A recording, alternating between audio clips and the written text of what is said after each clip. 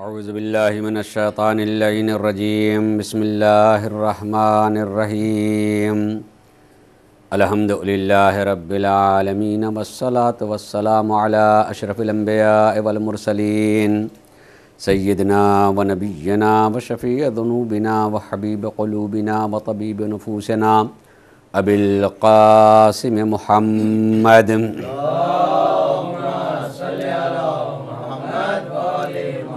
وعلى أهل بيته الطيبين الطاهرين المعصومين ولعنة الله على أعدائهم أجمعين من يومنا هذا إلى يوم الدين أما بعد فقد قال الله سبحانه تبارك وتعالى في كتابه الكريم وهو أصدق القائلين وقوله الحق بسم الله الرحمن الرحيم يا أيها الذين آمنوا اتقوا الله وكونوا مع الصادقين صلوات علی محمد اللهم صل علی محمد وآل محمد۔ مجلسوں کا عنوان میں نے رکھا ہے سچوں کا ساتھ۔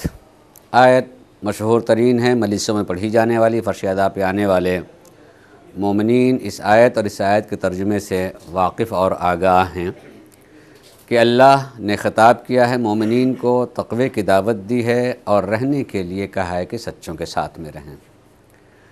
تو ہمیں اپنی زندگی میں قرآن کی آواز پر لبیک کہتے ہوئے کہ ہمیں سچوں کے ساتھ میں رہنا ہے اور سچوں کا ساتھ ہونا چاہیے ہے، تو دو چیزوں کی بنیادی ضرورت ہوتی ہے کہ آدمی قرآن ہی سے سچوں کو بھی پہچانے، قرآن ہی کے آئینے میں سچوں کو بھی ڈھونڈیں، اور ان سچوں کو پا لینے کے بعد اگر وہ ان سچوں کو مدت کے اعتبار سے 1400 سال تقریباً پیچھے پا رہا ہے، تو آج ہم کیسے جانیں کہ ہم ان کے ساتھ میں ہیں؟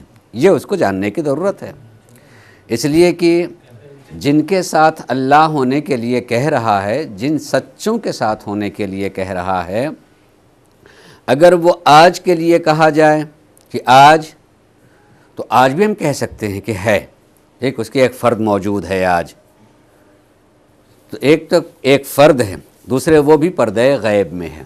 تو ہو سکتا ہے کہ آدمی یہ کہے کہ نہیں، آپ کے معاشرے میں جو لوگ جو سچے دکھائی دے رہے ہیں ان کے ساتھ ہونا چاہیے، تو ان کی سچائی کی تصدیق کون کرے گا؟ اس لیے کہ ہم کسی کو سچا کہیں گے تو اپنے معیار سے کہتے ہیں، جس کو ہم جتنا جانتے ہیں اس معیار سے ہم کسی کو سچا کہہ سکتے ہیں۔ اس کی سچائی کو جاننے کے لیے اس کے ہم مطمئن نہیں ہو سکتے ہیں، تو ہو سکتا ہے کہ آدمی کہے کہ سچوں کے ساتھ ہونے کا مطلب ہی کہ سچائی کے ساتھ میں ہونا، کسی طرح کی بھی کوئی تعبیر کہہ سکتا ہے۔ میں اگر اس کے تسلسل میں چلا جاؤں تو ذرا سے دیر ہو جائے گی۔ میں نے کچھ باتیں چھوڑ رکھی تھیں، اس باتوں کو مربوط کرنے کے لیے میں اپنی بات کو یہ کہا کہ کم سے کم انسان کو اتنا خیال رہنا چاہیے کہ ہم سچوں کو پہچانیں، ایک بات، اور سچوں کے ساتھ ہونے کے مفہوم کو جانیں کہ سچوں کے ساتھ ہونے کا مطلب کیا، آج ہم ساتھ میں ہیں یا نہیں، تو کس طرح سے ہم ان کے ساتھ میں ہیں۔ دو باتیں۔ اس کے لیے کسی حد تک میں نے گزارش کی اور بتایا کہ سچوں کا ساتھ ہونا یعنی فرد کا مادی شکل میں جیسے ایک جسم کے ساتھ ملا ہوا ہوتا ہے، وہ مراد نہیں ہے۔ سچوں کو پہچان لیا ہے تو ان کے افکار، ان کے نظریات، ان کے اقوال، ان کے کردار، ان کے اعمال یقیناً تاریخ میں محفوظ ہیں۔ ان چیزوں کو دیکھ لینے کے بعد ہم اگر آج بھی ان کے کردار کو، ان کے اعمال کو، ان کے افکار کو، ان کے نظریات کو اپنا رہے ہیں، تو ہم کہیں بھی ہوں گے لوگ یہی کہیں گے کہ یہ ان کے ساتھ ہیں، یہ ان کے ساتھی ہیں، یہ کہنا کہ ان کے ماننے والے، یہ خود ہی اس بات کی دلیل ہے کہ ان کے ساتھی ہیں، یہ ان کے ساتھی ہیں۔ اور حقیقی معنوں میں اگر آدمی اپنے اعمال کے اعتبار سے یہ جیسے کہتا، معصوم نے کہا کہ اگر کوئی انسان کربلا کے لیے ہی ہے، جب ہم زیارت پڑھتے ہیں تو یہ کہتے ہیں کہ کاش کہ ہم ان کے ساتھ میں ہوتے تو ہم بھی کامیاب ہوتے، پڑھتے ہیں زیارت۔ معصومین نے یہ بات کہی کہ اگر کوئی صدق دل سے یہ بات کہتا ہے، واقعاً خالی لفظ نہیں ہے، تو یقیناً ان کے ساتھ ہے، وہ آج بھی وہ ان کے ساتھ ہے، وہ صدق دل سے کہہ رہا تو ان کے ساتھ میں، ان کے لیے وہ کامیابی نصیب ہے۔ تو اس کا مطلب کہ انسان صدق دل سے کہنے کا مطلب کیا کہ اپنے کو مطمئن کر لے اور اپنے اعمال کی وجہ سے دوسروں کو مطمئن کر لے، تو یقیناً جو ہے وہ ان کے ساتھ میں ہے، وہ کربلا والوں کے ساتھ میں ہے، انجام انہی لوگوں کے ساتھ میں ہوگا۔ انسان کی اصل زینت کیا ہے؟ کہ انسان کی اصل زینت کیا ہے؟ میں نے جو اس آیت کو پڑھا اس اعتبار سے یہ کہ اگر اللہ یعنی قرآن ہمیں حکم دے رہا ہے کہ سچوں کے ساتھ میں ہو جاؤ، تو اگر ہم سچوں کے ساتھ میں ہوتے ہیں تو انسان کی زینت ہے، واقعی زینت ہے کہ ہم ان کے ساتھ میں ہیں۔ اس قدر و قیمت کو پہچان لے تو یہی اس کی زینت ہے کہ ہم سچوں کے ساتھ میں ہیں، یہی اس کا حسن ہے کہ وہ سچوں کے ساتھ میں ہے، یہی اس کی کامیابی ہے کہ وہ سچوں کے ساتھ میں ہے۔ لہذا سچوں کے ساتھ ہونے کے سلسلے میں اپنی پرکھ کرتے رہنا چاہیے۔ اس پرکھ کے لیے ایک ضروری چیز ہے علم اور آگاہی۔ میں 2-3 باتیں کہہ کر اس بات سے مربوط کرتا ہوں اپنی بات کو۔ ایک علم، آگاہی۔ معصوم نے فرمایا ہے کہ لا فقر اشد من الجہل، جہالت سے بڑی اور جہالت سے زیادہ کوئی فقر و فاقہ نہیں ہے۔ فقیری، غربت، اصل میں کیا ہے؟ جہالت۔ اگر آدمی جاہل ہے سب سے زیادہ لائق رحم وہ ہے، سب سے بڑا فقیر اور غریب وہ ہے جو جاہل ہے۔ ہو سکتا ہے کہ اس کے پاس بہت ساری دولت ہو، امکان پایا جاتا ہے، مگر معصوم کہتے ہیں کہ اس سے شدید، اس سے بڑی کوئی غربت ہے ہی نہیں جو جہالت کی ہے۔ اور عقل کو اگر دیکھا جائے تو سب سے بڑی غنا، مالداری عقل ہے، شعور ہے، آگاہی ہے۔ لہذا سچوں کے ساتھ ہونے کے سلسلے میں خود اپنی آگاہی کی طرف بھی متوجہ ہونا چاہیے۔ میں ایک بہت اہم بات کہنے جا رہا ہوں، اگر آپ اسے سنیں تو انشاءاللہ اس کا آپ ذہن میں رکھیے گی۔ آگاہی، علم جو ہے یہ دولت ہے، علم دولت ہے، لیکن 2 چیزیں یاد رکھیے گا۔ ایک ہوتا ہے علم، ان کا علم، اور ایک ہوتا ہے اس کا ایمان اور اس کا عقیدہ۔ علم اور اس کا عقیدہ۔ کوئی ضروری نہیں ہے کہ انسان علم رکھ رہا ہو تو وہ اس کا علم اس کا عقیدہ بھی بن جائے، وہ اس کا ایمان بھی ہو۔ یقینی معنی میں اس کا ایمان ہونا کوئی ضروری نہیں ہے۔ جیسے مثلا میں آپ کو یاد دلاؤں اور آپ سوچیں، مثال دے رہا ہوں، یاد رکھیے گا اس کو۔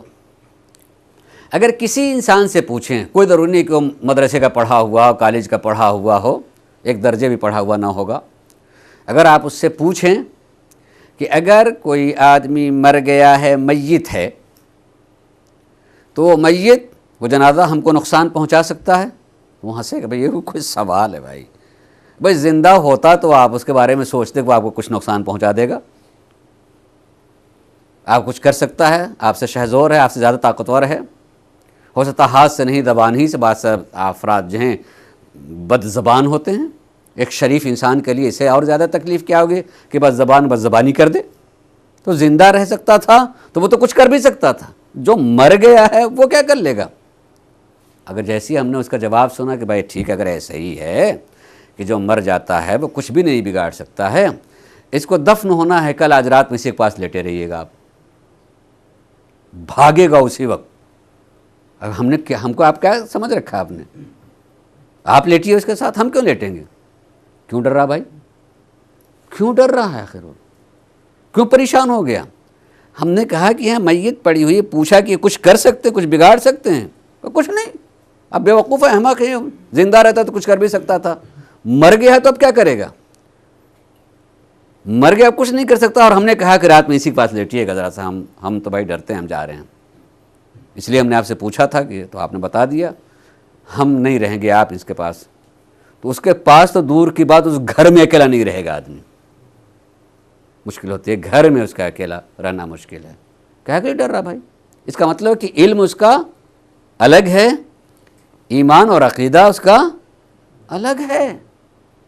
علم کے اعتبار، علم تو اس کا یہی کہتا ہے کہ کچھ نہیں کر سکے گا، مگر اندر کوئی چیز ہے جو کہہ رہا ہے کہ نہیں کچھ کر سکتا ہے، تبھی تو ڈر رہا ہے بھائی، تبھی بھاگ رہا ہے اس سے۔ اس لیے اس کے دونوں چیزوں میں جدائی ہے، دونوں ایک چیز نہیں ہے۔ مثلا اگر آپ دیکھیں، مثلا سوچیں رات کے سناٹے میں کسی آدمی سے کہیں کہ بھیا ذرا سا وہ آپ قبرستان جا سکتے ہیں، وہاں ایک چیز میری رہ گئی ہے، تو اٹھا لائیے گا۔ تو کہ آپ جائیے، ہم کیوں جانے لگے، قبرستان ہے، اندھیرا ہے، ہم نے یہ تو ڈرے گا آدمی۔ اور ہم نے یہ کہا کہ نہیں، ذرا سا سناٹا ہو گیا، میں اکیلا ہوں، میں پالا گلی کو نہیں جانتا ہوں، فلاں گلی کو نہیں جانتا ہوں، ذرا سا آپ وہاں چلے جائیے گا، بڑی مہربانی ہوگی، وہاں میری ایک چیز رہ گئی ہے، میں جانتا ہوں، اٹھا لاجیے گا۔ وہ آدمی جا سکتا ہے، تو ٹھیک ہے، یہ ہماری گلی، ہم جاگ لے کے آئیں گے۔ وہاں قبرستان میں جتنے بھی لیٹے ہوئے ہیں کچھ نہیں کر سکتے۔ یہاں گھروں میں جتنے لیٹے ہوئے ہیں، اگر کسی کو شبہ ہو گیا کہ کوئی چور آیا ہے تو کچھ کر بھی سکتا ہے، مگر آدمی قبرستان میں جاتے ہوئے ڈرتا ہے۔ جہاں لوگ جاگ رہے ہیں، جو کچھ کر سکتے ہیں، وہاں نہیں ڈرتا، وہاں چلا جا رہا ہے۔ جبکہ وہ اس سے پوچھیں تو کہیں نہیں بھائی، جو لوگ مر گئے بیچارے، اور نہ جانے کب کے مرے ہوں، اب ان کی ہڈیاں بھی نہیں رہ گئی ہوں گی، مگر اس کے باوجود بھی نہیں جاتا، ڈر رہا ہوتا ہے۔ جہاں واقعاً لوگ جی رہے ہیں، جن سے امکان پایا جاتا ہے کہ وہ کچھ کر سکتے ہیں، وہ آدمی چلا جاتا ہے۔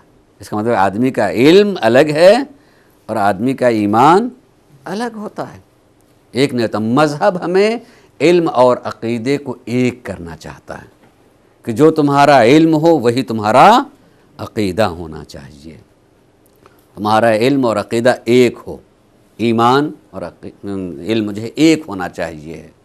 یعنی اگر تمہارا یہ علم ہے کہ اللہ تمہیں دیکھ رہا ہے تو یہی تمہارا عقیدہ ہونا چاہیے ہے، یہاں اللہ دیکھ رہا ہے، جہاں میں بیٹھا ہوں دیکھ رہا ہوں۔ تمہارا یہ علم ہے، کتاب میں پڑھا ہے کہ یہاں وقت کے معصوم اور وقت کے رہبر کو ہونا چاہیے۔ کوئی امت، کوئی قوم جو بغیر اللہ کے رہبر کے نہیں رہ سکتی، وہ ٹھیک ہماری آنکھوں سے نہیں، مگر وہ ہے اور وہ ہمیں دیکھ رہے ہیں، تو ہم جہاں اور جس حالت میں ہوں وہ ہمارا عقیدہ ہونا چاہیے۔ جیسے اس مردے کے سلسلے میں کہ انسان کا علم اور عقیدہ الگ ہے، مذہب میں بھی انسان ایسا ہی ہو گیا۔ بس یہی درد ہے، یہی تکلیف ہے، یہی درد ہے اور یہی تکلیف ہے، اور اس کا علاج یہی ہے کہ اپنے علم کو اور عقیدوں کو ایک کر لے تو درد کا حل اور علاج مل جائے گا، درد کا علاج مل جائے گا۔ مگر اس کا علم الگ ہے کوئی چیز، مگر اور علم اور عقیدہ نہیں ہے، یعنی کہتا ہے کہ میرا عقیدہ ہے، لیکن اگر عقیدہ ہوتا تو اس عقیدے کے مطابق عمل کرتا نا بھائی، اس عقیدے کے مطابق عمل کرے۔ اور جو عمل کر رہا ہے وہ اس کے علم کے خلاف ہے، وہ ایسے گناہ کر رہا ہے جیسے کوئی دیکھ ہی نہیں رہا ہے، وہ ایسے بد کلامی کر رہا ہے جیسے اسے کوئی مواخذہ ہی کرنے والا نہیں ہے، وہ ایسے مسائل کو کھڑا کر رہا ہے جیسے معلوم ہوتا ہے کہ اس کا قیامت آنے ہی والی نہیں ہے، حساب کتاب دینا ہی نہیں ہے، اللہ کے حضور میں جانا ہی نہیں ہے، ہم سے شہزور کوئی دوسرا ہے ہی نہیں۔ یہ سارے مسائل کیا ہیں کہ بیان کرنے کو اس کا علم ہے، اس کا عقیدہ نہیں بنا ہے۔ ایک میں مثال دوں، میں اپنی ذات سے متعلق ہے، یہ تقریباً واقعہ ہے۔ ہم اسی ہندوستان کے رہنے والے ہیں، عام طور سے بڑے شہروں سے ہٹ کر اب چلے جائیں تو مومنین کی آبادی جو ہے دیہاتوں میں زیادہ ہے، دیہاتوں میں رہتے ہیں۔ دیہاتوں میں سفر کرنے کے لیے مختصر کا سفر جو ہے کئی گھنٹوں میں ہو جاتا ہے مثلاً، تو عام طور سے لوگ ہوتے ہیں، تھوڑی تھوڑی دور وہ بس جو ہے رکتی ہے، چلو بھائی چائے پی لو، بیٹھے بیٹھے تھک گئی مثال کے طور پر۔ ایک مرد مومن اپنے ہم کو مثلاً لے کے جا رہا، مثلاً تو نہیں واقعہ ہی ہے کہ لے کے جا رہا ہے کہ مول صاحب دیہات میں ہے، شاید اکیلے آپ پریشان ہو جائیں گے، ہم آپ کو ساتھ میں لے کے چلتے ہیں۔ وہ ساتھ میں لے کے چلا، ایک جگہ جو ہے بس رکی، وہ اتر گیا۔ ہم بس میں کھڑکی کا شیشہ کھولے ہوئے، اپنا ہاتھ ایسے رکھے ہوئے بیٹھے ہوئے ہیں۔ وہ اتر کر کے جدھر گیا، اتفاق سے چائے کی دکان ادھر ہی تھی، مگر وہ جا رہا تھا تو اس نے مڑ کے نہیں دیکھا تھا، گیا، اس نے جا کر کے چائے لی اور چائے پینے لگا اس نے۔ لیکن پتہ نہیں کیا ہوا، وہ چائے پیتے پیتے ایک مرتبہ بس کی طرف اس نے دیکھا تو اس کی نگاہ ہماری نگاہ سے دو چار ہو گئی، یعنی ہم بھی ادھر ہی دیکھ رہے تھے، اتفاق سے اس نے ادھر ہی نگاہ اٹھائی تو گیا، ہم اس کو دیکھ رہے ہیں اور وہ مجھے دیکھ رہا ہے۔ وہ شرمندہ ہوا۔ کیوں شرمندہ ہوا؟ کہ وہ اکیلا چائے پی رہا اور ہم نے مولوی صاحب کو چائے نہیں پوچھی۔ اس نے وہاں چائے رکھی، اپنی شرمندگی کو واقعی بتانے کے لیے دوڑ سے واپس آیا۔ مولانا معاف کیجئے گا، مولانا ہمیں معاف کر دیجیے۔ دیکھیے میں اس واقعے کو بیان کر رہا ہوں کہ واقعہ ہے، صرف بیان کے بتانے کے لیے کہ علم اور عقیدے میں کتنی جدائی ہے، صرف یہ بتانے کے لیے۔ آگے مولانا معاف کر دیجیے گا. کیا ہوا بھائی؟ وہ آپ کے لائق نہیں تھی، اس لیے میں نے آپ کو نہیں پوچھا اور آپ کو نہیں پیش کی. کیا مطلب؟ یعنی اس کا علم ہے کہ اگر مشرک کے ہاتھ کی بنی ہوئی ہے تو وہ نجس ہے اور اس کو استعمال نہیں کرنا چاہیے ہے. اس نے میری عزت کا خیال کیا کہ میں نجس چیز مولانا کو کیوں دوں. سوچیں، اس کا یہاں تک علم ہے، اسے مولانا کو بچانے کی فکر ہے مگر اپنے کو بچانے کی فکر نہیں ہے. اپنے کو بچانے کی فکر نہیں ہے. اس حد تک اسے علم ہے کہ یہ چیز نہیں مجھے بتانے ضرورت نہیں، خود مجھے آگے بتا رہا کہ آپ کے لائق نہیں. یعنی اسے علم ہے، وہ جانتا ہے، وہ آگاہ ہے، مگر عمل کیوں نہیں کرے؟ عقیدہ نہیں بنا. اس کا یہ علم جو ہے اس کا ایمان نہیں بنا، اس کا یہ علم جو ہے اس کا عقیدہ نہیں بنا. جس دن اس کا یہ علم اس کا ایمان بن جاتا، دل کی گہرائیوں میں اتر جاتا، اس دن وہ مجھے بچانے سے پہلے خود اپنے کو بچاتا. جیسے ڈوبتا ہوا انسان پہلے خود کو بچاتا ہے، تب کسی کے لیے درد پیدا ہوگا نا، تب کسی کے لیے درد پیدا ہوگا کہ اسے بچائے. پہلے اپنے کو تو سنبھال لے. خود ہی ڈوب رہا ہے تو اسے ہوش ہی کہاں ہے جو کسی دوسرے کو بچا سکتا ہے. لیکن اپنے ہی کو نہ بچانا اور دوسرے کی فکر کرنا، اس کا مطلب یہ ہے کہ وہ ایمان کے مرحلے میں انتہائی کمزور، اصلاً ہے ہی نہیں اس کا ایمان. ایمان ہوتا یہی سارے مسائل ہیں. خدا کی قسم جو میں نے بات کی، یہ سارے مسائل ہیں. ان سارے مسائل کو اگر انسان جو ہے سمجھ لے تو حل اسی کے ہاتھ میں ہے. اپنے گریبان میں منہ ڈال کر کے سوچنے کی بات ہے کہ دوسرے، ہم تو معمولاً دوسرے کے گریبان میں جھانک کے دیکھتے ہیں، خالی اپنے گریبان کی طرف تو کبھی نظر ہی نہیں ڈالتے ہیں، سوچتے ہی نہیں کہ بھائی کبھی ہم اپنے کو ذرا سا دیکھیں. بس دوسرے کے گریبان میں جھانکے جا رہے ہیں، دوسرے کے گریبان میں جھانکے چلے جا رہے ہیں. اب میں اپنی بات کہوں، جو میں نے کل تو کچھ ہمارے بچے آ گئے تو میں نے چاہا تک میں ان سے گفتگو کر لوں، وہ شاید ایک ہی مجلس میں تھک گئے چلے گئے. تو اب میں اپنی اس بات کو جو کہنا چاہتا ہوں کہ مسائل ہیں دنیا کے مسائل ہیں، مشکلات ہیں، اور انسان چیخ رہا ہے. آج انسان چیخ رہا ہے، مسائل ہیں، درد ہیں، وہ تلاش کرنا چاہتا ہے. اور کبھی کبھی وہ آنا چاہتا ہے مذہب کے پاس میں اور مذہب سے طلب کرنا چاہتا ہے کہ شاید مذہب ہمارے اس درد کا علاج بن جائے، مذہب شاید جو ہے ہمارے اس درد کی دوا پیش کر دے. اور یقیناً مذہب کے پاس ہے، مذہب نے پہلے ہی بتایا ہے، مذہب کے پاس اور پہلے ہی بتایا ہے.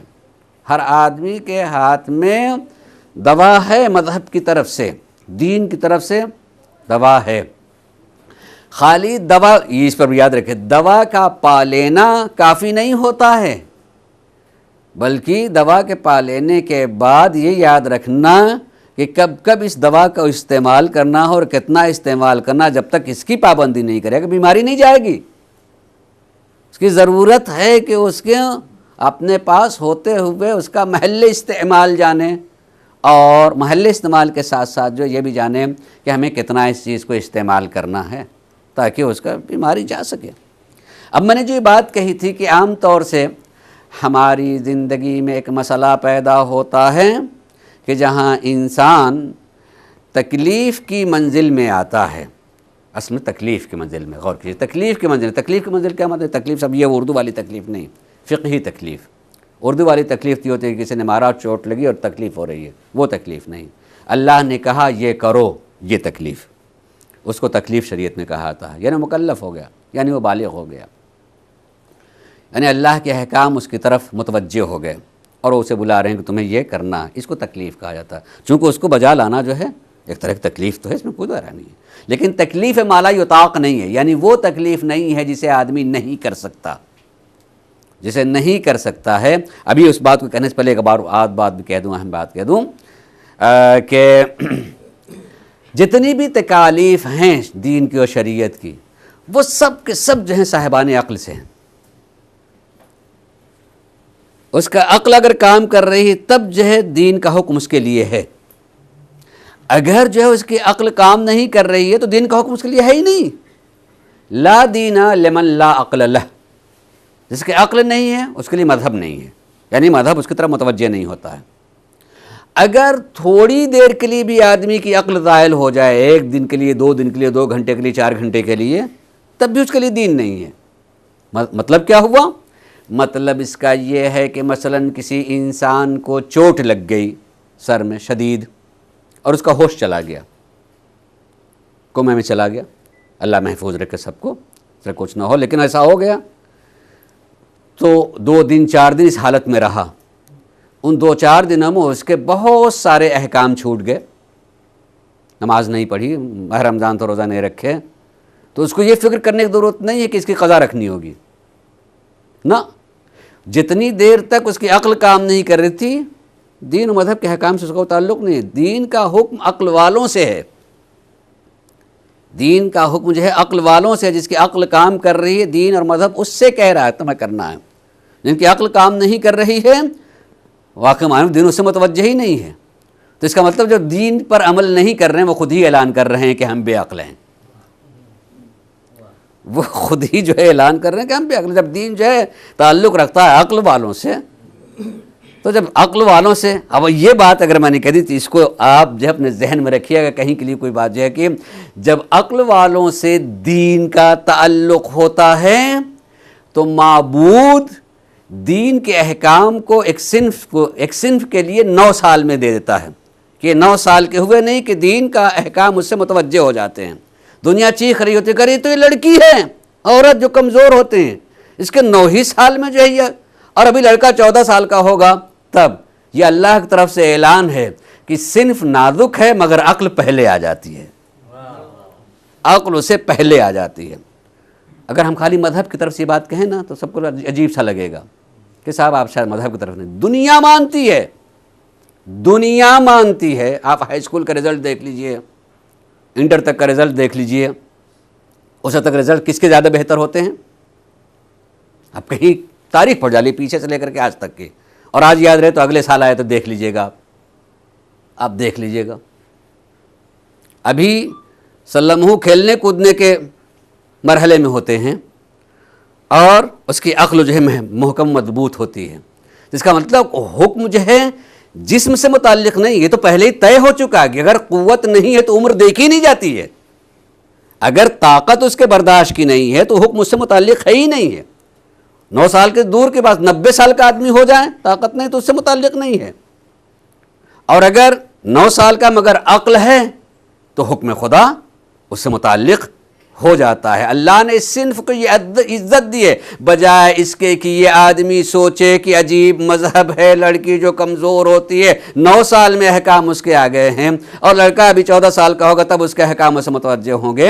یہ گویا اللہ کا اعلان ہے اس صنف کے لیے کہ اس کے عقل کو سمجھو، اور اللہ کی نگاہ میں اس کے صنف کی عظمت کو سمجھو، کہ جس کو اعتبار ہوتا ہے، میں جو بات کروں جس کو اعتبار ہوتا ہے کہ میں جس کے حوالے کر رہا ہوں وہ میرے احکام کی، میری چیزوں کی امانت کے ساتھ اس پر عمل بھی کریں گے اور محفوظ بھی رہے گا، تو پہلے اس کو دیا جاتا ہے، پہلے اس کے حوالے کیا تھا۔ میری کوئی چیز ہے، میں ایک بچے کو دے رہا ہوں تو اس کا مطلب مجھے اس پر اعتبار ہے، ایک بڑے کو نہیں دے رہا ہوں تو اس کا مطلب میرا اس پر اعتبار نہیں ہے۔ اللہ کی طرف سے اس صنف پر بھی یہ اعتبار ہے کہ 9 سال میں اسے عطا کر رہا، 9 سال میں اسے دے رہا، وہ اللہ کی طرف سے اعتبار ہے۔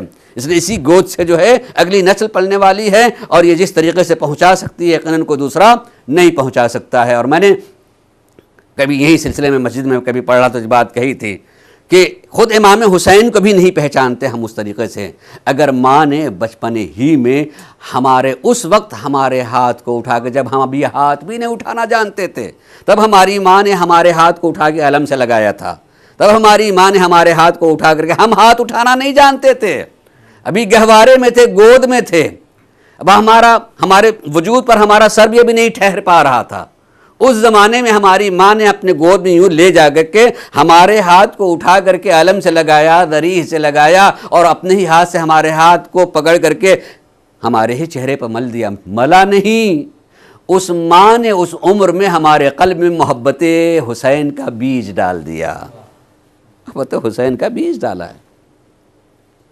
خدا کی قسم میں جب یہ پڑھتا ہوں نا یہ تصور کو، تو میں کہتا ہوں کہ جن کے سروں پر ان کے ماؤں کا سایہ باقی ہے، دعا کریں دیر تک باقی رہے، کہ اس نے اتنی عظیم نعمت جو محبت حسین کی ہے، کہ اگر اس ماں نے ایسا پہلے سے نہ کیا ہوتا اور اسی کا صدقہ آج رات میں ایک جوان جو پہلے سو جایا کرتا اس کو کسی چیز کی فکر نہیں ہوتی ہے، آج رات میں اگر جو ہے وہ آ رہا ہے، بیٹھ رہا ہے، سن رہا ہے، ماتم کر رہا ہے، خدا کی قسم یہ اس کی ماں کی دین ہے جس نے بچپنے میں اس محبت اس کے دل میں اتارا ہے، ورنہ کس کو فکر لگی ہوئی صاحب؟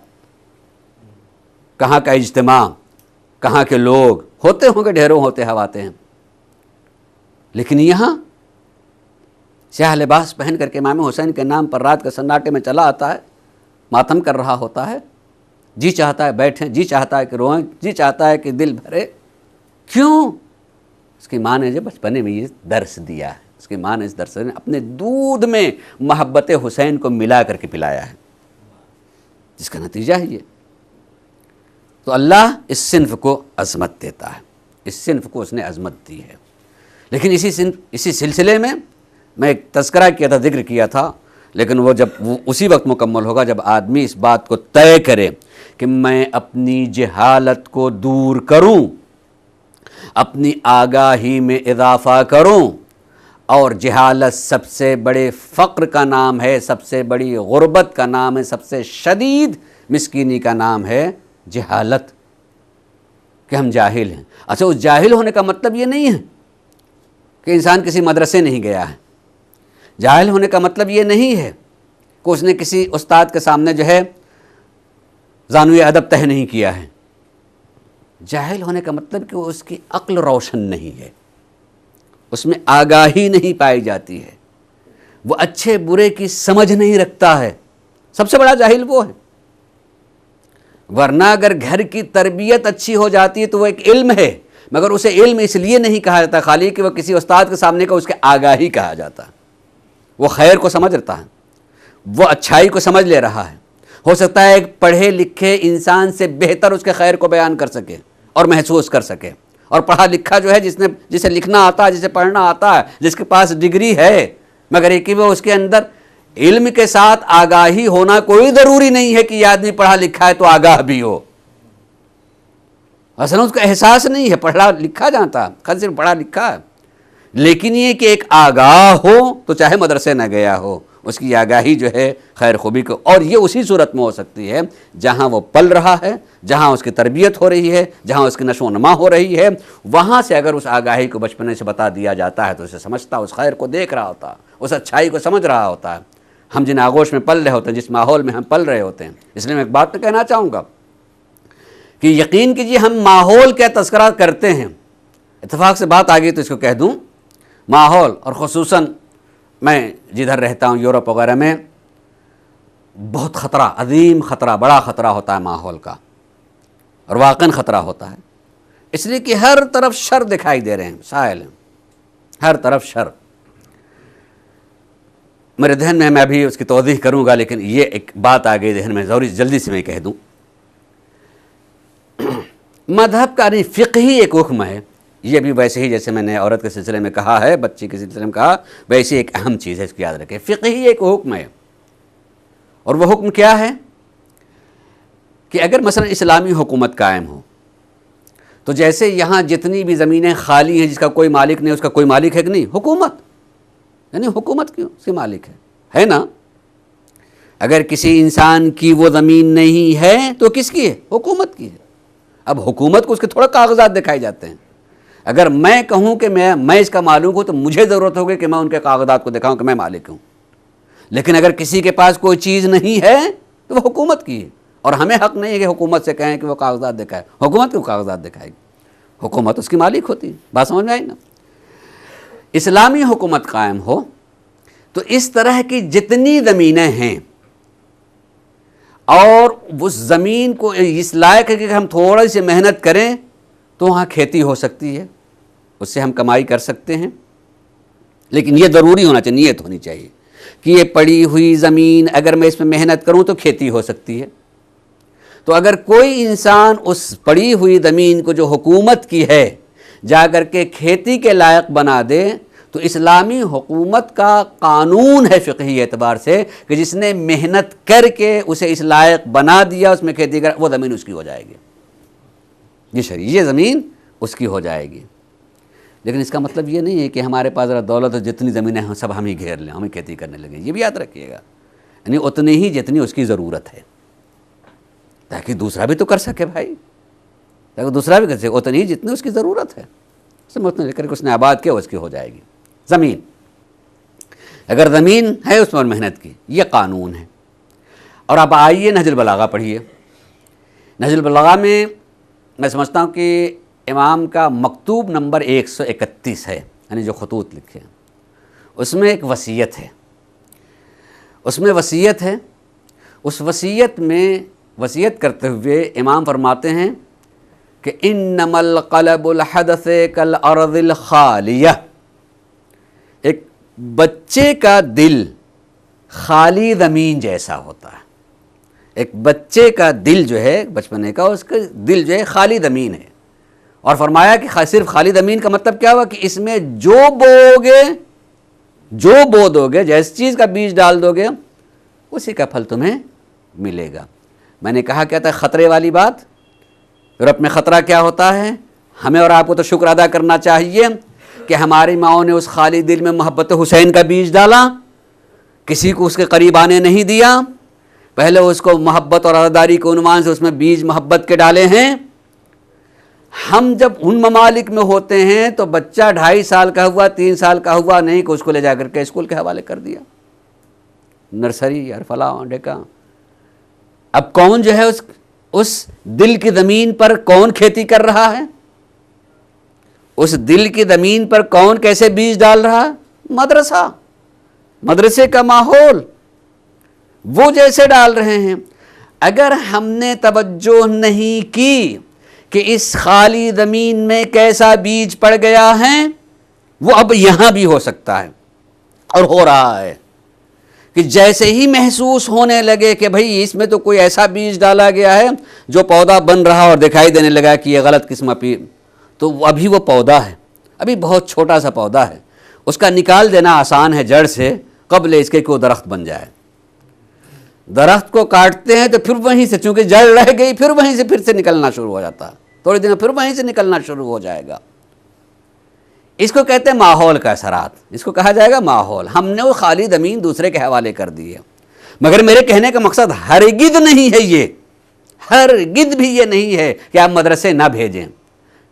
آپ کو مدرسے بھیجنا ہے، اسے پڑھانا ہے، مگر نگرانی کرتے رہنا چاہیے کہ اس میں بیج کیسا پڑا ہوا ہے. اگر ہم اہل بیت کا ماننے والے ہیں تو آپ کو میں دکھانا چاہتا ہوں کہ دیکھیے کہ خاتون جنت امام دونوں اپنے فرزند کو، ہمارے دونوں امام کو، دوسرے اور تیسرے امام کو مسجد بھیجتی ہیں کہ جاؤ دیکھو تمہارے نانا کیا کہہ رہے ہیں، دیکھو تمہارے بابا کیا کہہ رہے ہیں.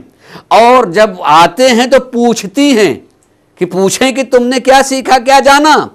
تو کم سے کم یہ پڑھ کر کے ہمارا کام یہ ہونا چاہیے ہے کہ جب بچے کو بھیجیں تو جب واپس آئے تو پوچھیں بھی، جانے بھی کہ اس نے جانا کیا ہے اور وہ کتنا مذہب کے خلاف اور کتنا مذہب کے موافق ہے. اگر مذہب کے خلاف ہو تو وہیں سے اس دانے کو نکال دینا چاہیے، وہیں سے اس بیج کو جو پودا بننے لگا اسے نکال دینا چاہیے اور وہاں مذہب کے بیج کو ڈال دینا چاہیے ہے. اگر وہاں کا ماحول اثر کر سکتا ہے تو اس سے زیادہ گھر کا ماحول اثر انداز ہونا چاہیے. ہمارے یہ مجلسیں یہی سکھاتی ہیں، ان مجلسوں سے یہی سیکھا جاتا ہے اور یہی جاننے کی ضرورت ہے. اور خصوصاً میں اپنے آنے والے وہ بچے جو نسل آئندہ کے یہی معمار ہیں، انہی سے نسل آئندہ وجود میں آنے والی ہے. اور یہ وہی زمانہ جس زمانے میں اپنے ذہن کو پختہ کرنا ہے، اپنے شعور کو بالکل جو ہے پختہ کر لینا ہے، جاننا ہے، آئندہ نسل کے بارے میں ابھی سے سوچنا ہے، ابھی سے اس کو اپنا عقیدہ بنا لینا ہے کہ ہم اپنے نسل آئندہ کے لیے، آج ہم اس منزل میں ہیں، کل ہم آنے والی نسل کے ہم ہی معمار ہیں، ہم ہی سے آنے والی نسل آنے والی ہے. تو اگر ہم اس کی طرف متوجہ نہیں ہوں گے تو یقیناً اس خالی زمین پر کسی دوسرے کا قبضہ ہو جائے گا. اور اس کے لیے ضرورت ہے، جہاں اس کی طرف توجہ نہیں ہوتی ہے وہیں سے جو ہے آدمی میں اختلافات بھی ہونے لگتے ہیں. اور ایک بات جہاں سے میں نے چھوڑی تھی کہ دیکھنا کیا چیز ہے، توجہ چانس پر غور کیجئے گا کہ دیکھنا کیا چیز ہے. امام نے کیا فرمایا تھا کہ اگر تم نسل آئندہ کے سلسلے میں انتخاب کر رہے ہو کہ انتخاب ضروری ہوتا ہے کہ اب ہم تنہائی سے یعنی وحدت سے کثرت کی طرف جا رہے ہیں. یہ ایک فلسفی بحث ہے، اور فلسفی بحث میں پڑھ جاؤں گا تو یقیناً بہت سخت، لیکن صرف اس کا تلخیص کر دوں. وحدت سے کثرت ہے اور پھر یہی کثرت وحدت کی طرف جاتی ہے.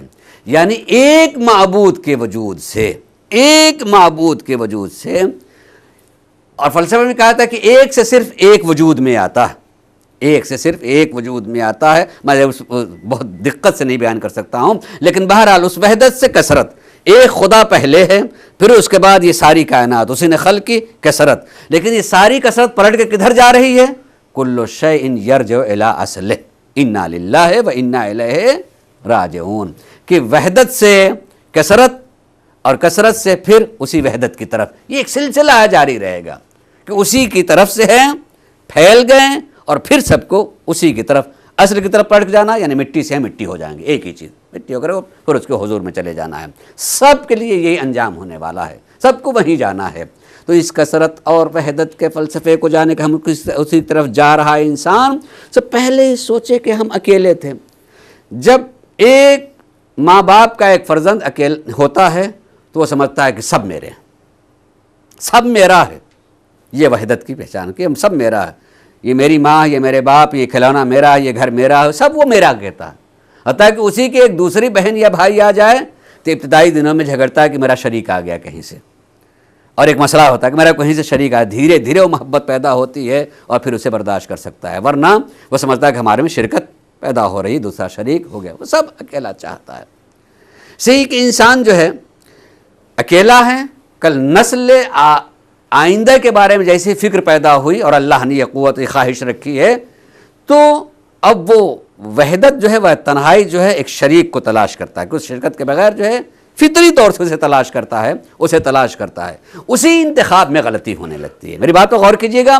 اسی انتخاب میں جو غلطیاں ہوتی ہیں، اور وہاں جو ہے معصوم نے جو ارشاد فرمایا تھا وہ یہ کہ تمہیں دو چیزیں دیکھنی چاہیے ہیں، دو چیزیں تمہیں دیکھنی چاہیے ہیں. ان میں سے پہلی چیز کیا بنے؟ اس کے بارے میں کہہ چکا، اخلاق.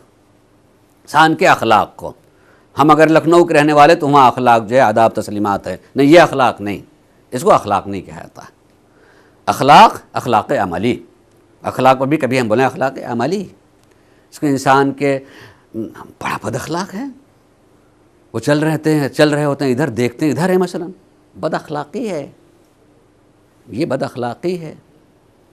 بولتے ہیں، ارے بولتے کیا ہیں، بالکل زہر، بد اخلاقی ہے. چلتے ہیں، آدمی ہی نہیں لگتے نسوانیت لگ رہی یا نسواں ہے اس میں مردانی، بد اخلاقی ہے. پہننا، اٹھنا، بیٹھنا، اسے سب کی ایک تہذیب ہوتی ہے.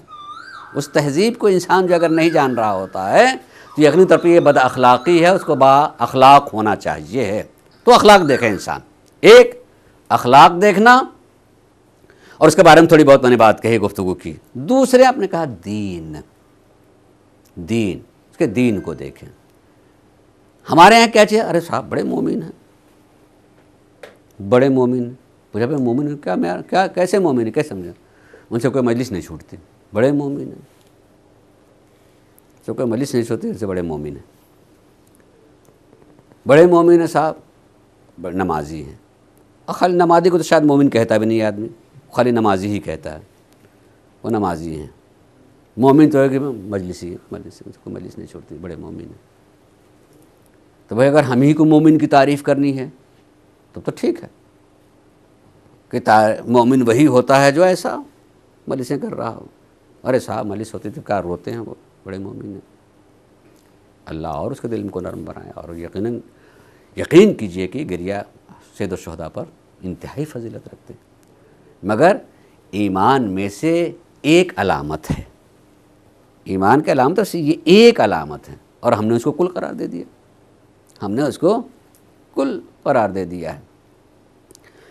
ایمان ساتویں امام حضرت امام موسیٰ کاظم علیہ السلام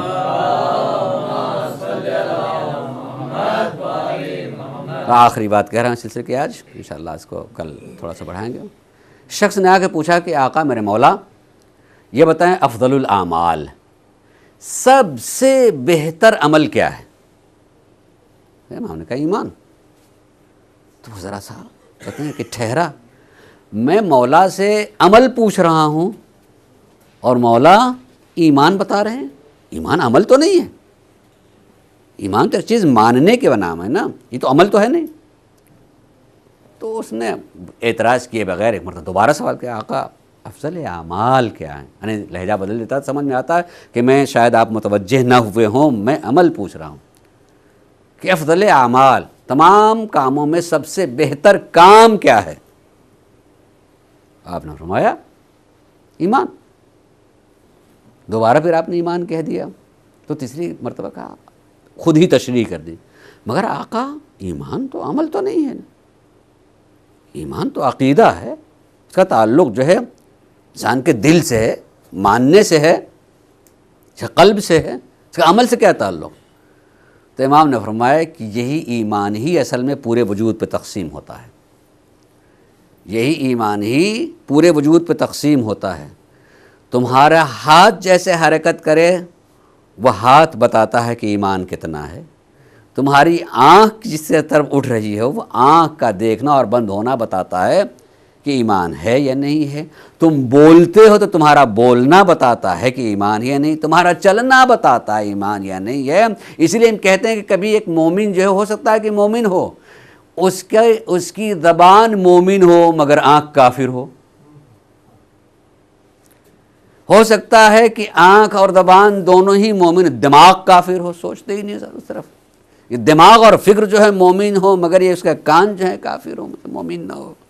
کہ اور وہ چیز جس کو نہیں سننا چاہیے ہے وہ اسی کی طرف بھاگا چلا جا رہا ہے, اسی کی طرف متوجہ ہوتا چلا جا رہا ہے. آدمی کہتا ہے کہ ارے مولانا آپ کیا کہہ رہے ہیں؟ کیا آنکھ دیکھنے کے لیے نہیں ہے؟ کیا کان سننے کے لیے نہیں بنے ہیں؟ کیا زبان بولنے کے لیے نہیں بنی ہے؟ کیا دماغ سوچنے کے لیے نہیں بنا ہے؟ کیا ہاتھ اٹھنے کے لیے نہیں بنے ہیں؟ کیا قدم چلنے کے لیے نہیں بنے ہیں؟ تو جو جس کے لیے بنا ہم وہی تو کر رہے ہیں نا. آنکھ دیکھنے کے لیے میں دیکھ رہا ہوں, کان سننے کے لیے میں سن رہا ہوں, تو جب ایک سننے ہی کے لیے میں استعمال کر رہا ہوں. اور جو جس چیز کے لیے بنا ہوا اگر استعمال نہ کیا جائے تو خراب ہو جاتی ہے, وہ خراب ہو جائے گی. کان سننے کے لیے میں سن رہا ہوں. تو میں ان سے صرف اتنی بات کہوں گا کہ بھیا آج کے زمانے میں سمجھنے کے لیے بڑا آسان ہے کہ آپ اگر جاتے ہیں بازار میں ایک الیکٹرانک چیز خریدنے کے لیے تو اس کو کھولنے کے بعد فوراً اس میں ایک پرچہ رکھا ہوتا ہے اور اس کو پڑھنے لگتے ہیں. ٹیلی فون لے کر کے آئے, اس کو پڑھنا شروع کیا کہ اس کو ایسے استعمال کریں, اس کو ایسے رکھیے گا, اس کو ایسے نہ رکھیے گا, ایسے وقت میں استعمال کیجیے گا, دھوپ میں رکھیں, سائے میں رکھیں, پانی سے قریب رکھیں, پانی سے دور رکھیں, آگ سے قریب رکھیں یا دور رکھیں, ایسا کریں گے تو نقصان ہوگا. اس کا مطلب ہے کہ جو کوئی بناتا ہے کوئی چیز اسے حق ہوتا ہے کہ اس کے استعمال کا طریقہ بتائے, اور اگر اس کے استعمال کا طریقہ نہیں بتا رہا ہے تو ہمیں حق ہوتا ہے کہ اعتراض کریں. چیز بنا دی اور استعمال کا طریقہ نہیں بتایا, اس کو بتانا تو چاہیے کہ ہم کیسے استعمال کریں, بتایا نہیں تو ہم نے ایسے استعمال کریں, لیے خراب ہو گئی.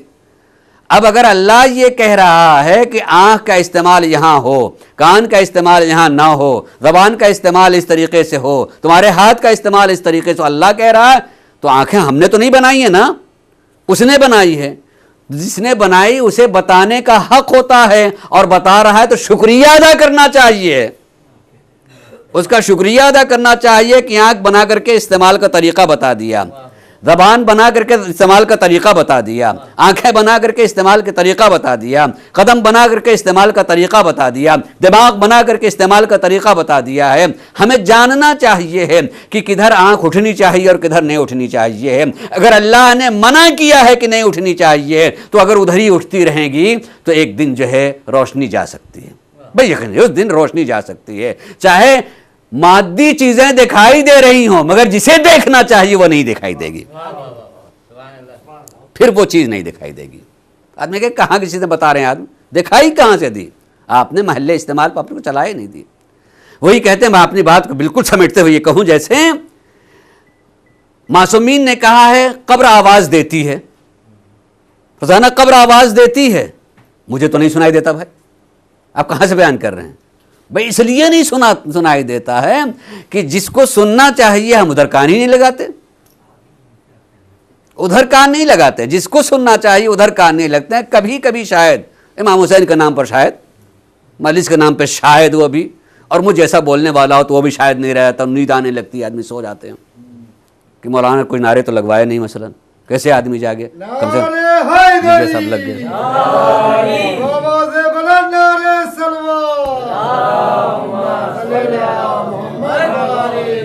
ارے صاحب تو پہلے ہی آ گئے ہو، تو مجھے جگانا نہیں آتا، آپ ہی جگا دیا کرتے ہیں. تو سلوات پڑھے محمود عالم پر.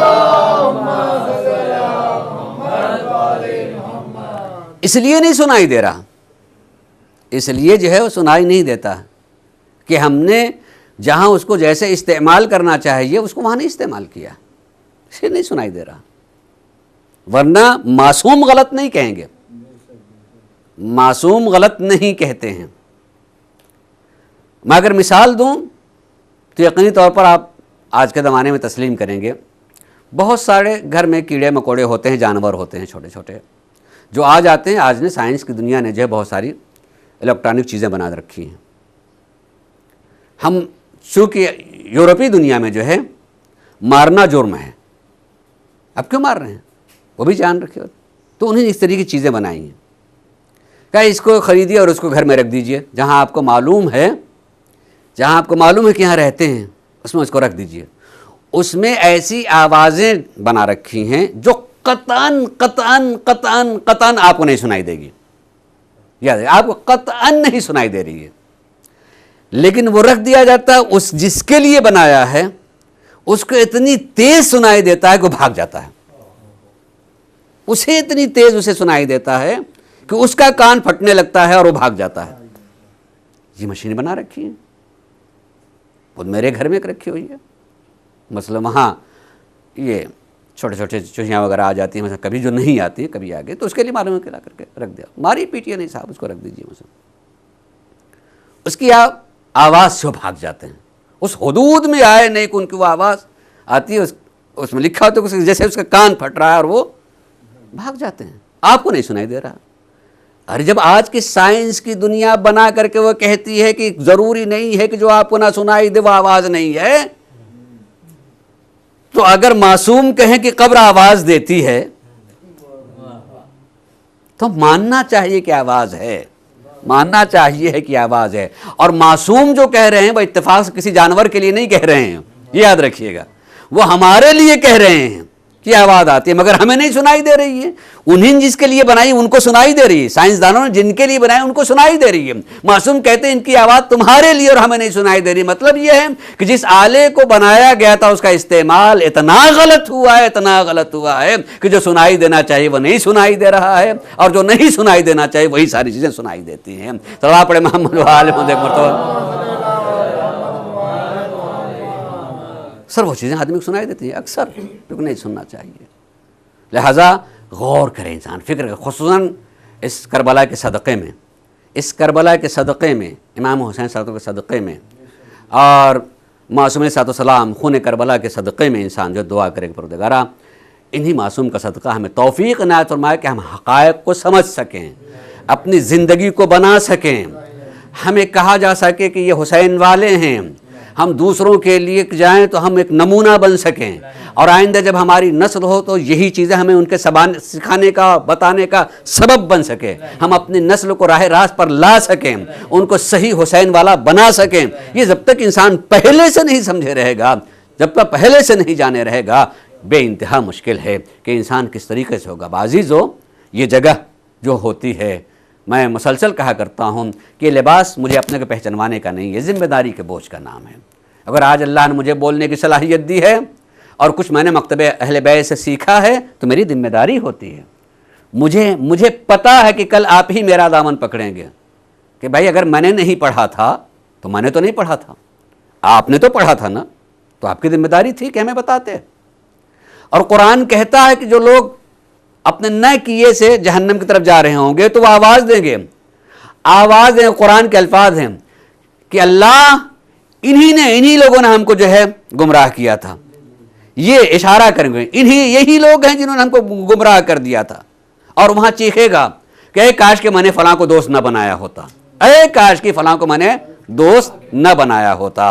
یعنی وہاں چیخے گا، وہاں فریاد کرے گا اور اشارہ بھی کرے گا کہ ہم نے ان کو بڑا مان لیا تھا، یہ بڑے ہم سمجھ رہے تھے، انہی نے ہم کو جو ہے بہکایا، ادھر چلے آئے ہیں، اور یہ وہی بد دعا بھی کرے گا کہ معبود ان کے عذاب کو دگنا کر دینا، ان کے اوپر اپنے عذاب کو دگنا کر دینا۔ تو مجھے تو ڈرنا چاہیے نا، مجھے خوف ہونا چاہیے نا کہ میں اپنے حق کو ادا کروں، یہ آنے والی نسل کو جو بتاؤں کچھ کہ کم سے کم جو کل میرا دامن تو نہ پکڑیں، کل میرے دامن کی طرف تو نہ آئیں کہ ہم تو نہیں جانتے تھے، ہم تو نہیں پہچانتے تھے، ہمارے بتانے والوں تو نہیں بتایا، ہم زندگی کے اصول کیا ہوتے ہیں، ہمیں کدھر جانا چاہیے، کیسے چلنا چاہیے، کیا پڑھنا چاہیے، کیا نہیں پڑھنا چاہیے، کیا دیکھنا چاہیے، کیا نہیں دیکھنا چاہیے، کیا بولنا چاہیے، کیا نہیں بولنا چاہیے، ہم نے نہیں جانا تھا، جانا چاہیے۔ میں پھر ایک مرتبہ کہوں گا کہ صدقے میں سرکار سید الشہداء کے صدقے میں، ان کے بھوکے پیاسے بچوں کے صدقے میں ہمیں اپنے دماغ کو روشن کرنا چاہیے ہے اور حقائق کو جاننا چاہیے ہے، حقائق کو جاننا چاہیے ہے۔ جب ان کی مظلومی پر آنکھوں میں آنسو آنے لگے نا، جب بھی آنکھوں میں آنسو، تو یہ دعا کرنے کا بہت اہم وقت بھی ہوتا ہے۔ جب دل بھر جائے، آنکھوں میں آنسو آ جائے، تو اپنے دل میں دعا کریں، معبود اسی آنسوؤں کا واسطہ اور انہی مظلوموں کا واسطہ، انہی مظلوموں کا واسطہ، آپ کی دعائیں جو بھی ہو سکتی ہیں، جو بھی ہو سکتی ہیں، کہ اس ہمارے عمل کو قبول کر لے چاہیے۔ اور یہ سب سے بڑی دعا ہے، دعا کے انتخاب میں بھی انسان کو بڑی دعا کا انتخاب کرنا چاہیے۔ کیوں نہ روئیں آپ؟ ہم کربلا کی یہ اہم ترین تاریخیں آ گئی ہیں، تھوڑی دیر ہم آنکھ بند کرتے ہیں تو ان تاریخوں میں کربلا کا منظر نظر آنے لگتا ہے، کربلا کا منظر نظر آنے لگتا ہے۔ آپ سوچیں عزیزو، تاریخ کے اعتبار سے ہم نے دیکھا کہ ایک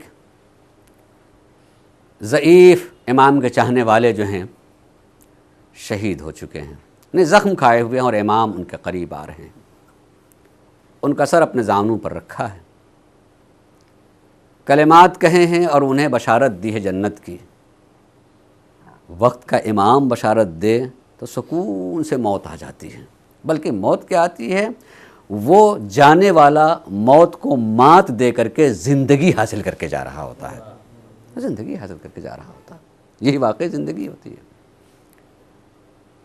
لیکن جیسے ہی اس جنازے سے فارغ ہوئے امام اور اپنے خیمے کے قریب آتے ہیں تو کیا دیکھا کہ ایک چھوٹا سا بچہ ہے جس کے کمر میں تلوار بندھی ہوئی ہے، میدان کی طرف جا رہا ہے، اتنا چھوٹا بچہ ہے کہ تلوار زمین پہ خط دیتی چلی جا رہی ہے۔ آپ سنتے رہتے ہیں، صرف آپ سنتے رہتے ہیں، اور یقین کیجئے کہ ذرا سا اپنے پورے ایمان اور عقیدے کے ساتھ کربلا میں پہنچا دے تو لفظوں کو بنانے بگاڑنے کی ضرورت نہیں ہے، خود وہ واقعہ رسول اللہ نے بھی کہا، چھٹے امام نے ارشاد فرمایا کہ حسین ایک ایسا نام ہے کہ خالی صدق دل سے نام لے لیا جائے تو آنکھوں میں آنسو آ جائیں گے، صدق دل سے، خالی اتنا کہ السلام علیکم یا ابا عبداللہ الحسین، میرے مولا میرے آقا آپ ہمارا سلام ہو، آپ ہمارا سلام ہو، یہ رونے کے لیے کافی ہوتا ہے، دل کے بھر آنے کے لیے کافی ہوتا ہے۔ اس تصور کے ساتھ میں 2-3 جملے کہہ کر اس تصور کے ساتھ کہ خالی رسول اللہ اپنی زندگی میں ایک بار مسجد میں آئے اور مسجد میں آتے ہی امام حسین کے رونے کی آواز آ گئی، گھر میں چونکہ مسجد اور گھر ملا ہوا ہے، امام حسین کے رونے کی آواز آ گئی۔ رسول اللہ بے چین ہو کر کے گھر کے اندر گئے اور کیا کہا، بیٹی فاطمہ کیوں حسین رو رہا ہے، کیا تمہیں پتہ نہیں کہ حسین کے رونے سے مجھے تکلیف ہوتی ہے، حسین روتا ہے تو مجھے تکلیف ہوتی ہے۔ رسول اللہ کا یہ کہنا، باب آپ سوچیں کہ اب اس حسین کا تذکرہ کیا جس نے کہا کہ ہائے مجھے رولا رولا کے شہید کیا گیا ہے، رولا رولا کر کے شہید کیا گیا۔ اسی بچے کو جاتے ہوئے امام نے دیکھا ہے، ایک مرتبہ حضرت عباس سے کہا، بھائی عباس ذرا دیکھو تو بچہ کون ہے، کہاں جا رہا ہے، میرے لال علی اکبر تم بھی بڑھو، دوڑ کے دیکھو یہ بچہ کون ہے، کہاں جا رہا ہے۔